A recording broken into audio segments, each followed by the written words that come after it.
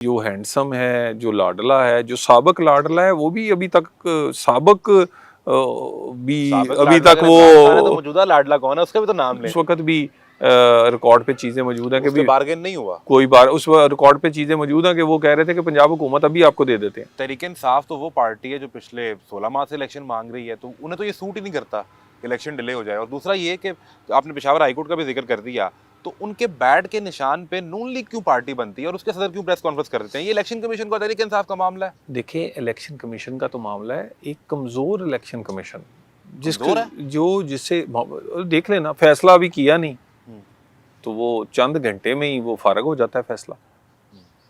आप समझते हैं तहरीक इंसाफ को बैट के निशान के बगैर ये देखे ना, इलेक्शन कमीशन अगर फैसले को मनवा नहीं सकता तो क्यों करना क्यों है?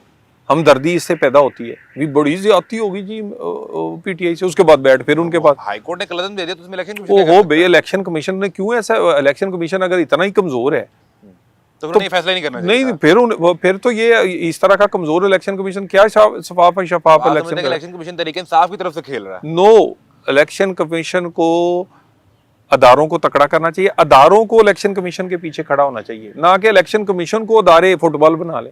तो इधर से फैसला उधर से। बैट के निशान से नून लीग डर रही है कि बैलेट पे बल्ला होगा, बैलेट पेपर पे तो मसला हो जाएगा। कोई देखिए मेरी बात सुने, कोई डर खौफ नहीं है। हम चाहते हैं मैदान में फैसला हो, लेकिन कानून तो आपको तो ये कहना चाहिए कि बल्ला हो बैलेट पेपर। मैं तो कह रहा हूँ कि भी कानून एक जैसा हो। ये नहीं है कि आप एक के लिए कोई कानून दूसरे के लिए कोई, यानी जो हैंडसम है, जो लाडला है, जो साबक लाडला है, वो भी अभी तक साबक भी अभी तक वो तो मौजूदा लाडला कौन है उसका भी तो नाम लेना।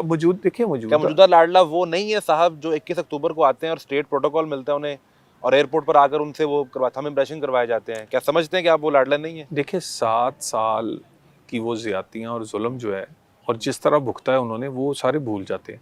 काल कोठरियाँ, ना अहलियाँ, हुकूमत गई, कारोबार गए, ज़ाती ज़िंदगियाँ वो बर्दाश्त किया और एक तहरीक चलाई, एक जद्दोजहद की, फिर इंसाफ छीना, नहीं फिर वोट दे दिया एक्सटेंशन पे। अब मेरी बात सुने, वो इसमें वो उससे बहुत पहले की बात है ना, ठीक है ना जी। इसी प्रोसेस का हिस्सा था ना जिसके नतीजे में फिर बाहर गए, इस डील से बाहर गए। फिर नहीं, उसके वो प्रोसेस का अगर हिस्सा होता, अगर उस पर बार्गेनिंग करनी होती तो उस वक्त भी रिकॉर्ड पे चीजें मौजूद हैं कि भी बार्गेन नहीं हुआ। कोई बार उस रिकॉर्ड पे चीजें मौजूद हैं कि वो कह रहे थे कि पंजाब हुकूमत अभी आपको दे देते हैं। अब ऐसी कोई, देखिए वो वजीर आजम का इख्तियार है ना, वो वजीर आजम के इख्तियार को उसमें उसको तकड़ा किया गया वजीर आजम को उस अमेंडमेंट से। वजीर आजम ने उस वक्त इमरान खान को तगड़ा किया।